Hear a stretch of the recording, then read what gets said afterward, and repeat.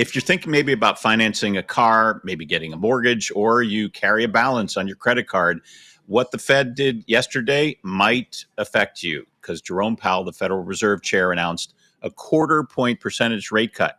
That's the Fed's second consecutive cut. So to talk us through this now and how it might impact you, certified financial planner Bobbi Rebell with cardrates.com. She's back here on Connecting America. Bobbi, thank you. So talk to us about how that cut will affect everyday borrowers.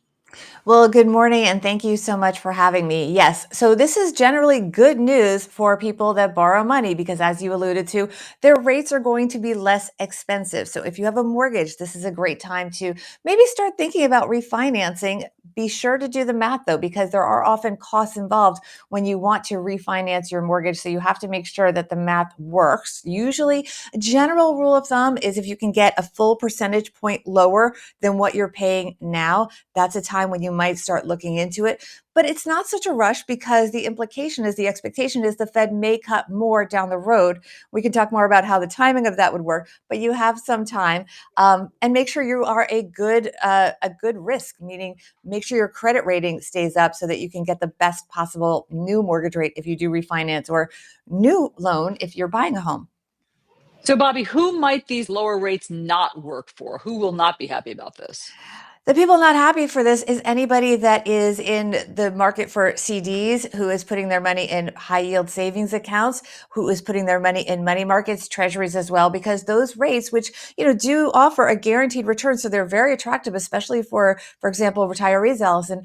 Those rates are basically going to move lower. So the trend is not your friend in that case. If you do want to be investing in CDs, this is a time to lock in rates because the odds are very high. Rates may stay the same, but they probably will go even lower as we move through 2026.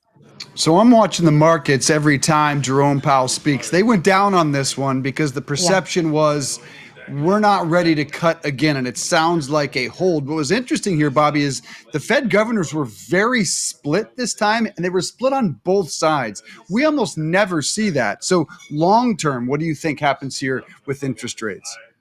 I'm so glad that you brought that up because that is actually what the market reacted to. We often think the market's going to react to the news. They usually price in the news in advance, and then it's the forward looking is what really moves the market. And so the market was disappointed because of that uncertainty. Everybody loves to kind of know what's going to happen, and that is often calming for the market. The problem the Fed is having beyond just the dissent behind the scenes, which they were unusually transparent about, is that they are data dependent. And so not only do you have unpredictable data that has been criticized for often being revised down the road, so that makes it tougher, but now we have this government shutdown. So that's another wrinkle in terms of their data, because while there's other data out there, the government data is probably going to be delayed because a lot of people that put those numbers together are not working right now. So that is a frustration, and that's a reality for us right now. Bobbi, do you have any advice for our viewers about anything they might want to do right now given this cut? Yeah, focus on what you can control. Make sure that you are the best possible customer that you can be. And what I mean by that is make sure that you are paying all of your bills on time, that your credit report is as strong as possible, because that's going to give you an advantage when you do go to refinance a loan, when you do go to buy a house, when you want to maybe negotiate a lower rate on your credit card, because credit card rates don't necessarily fall so much in sync when we see these lower Fed rate cuts.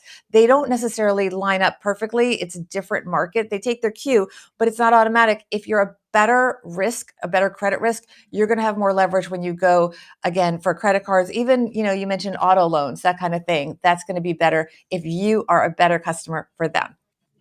So don't be afraid to make a call and try to get your Always. rate cut. All right.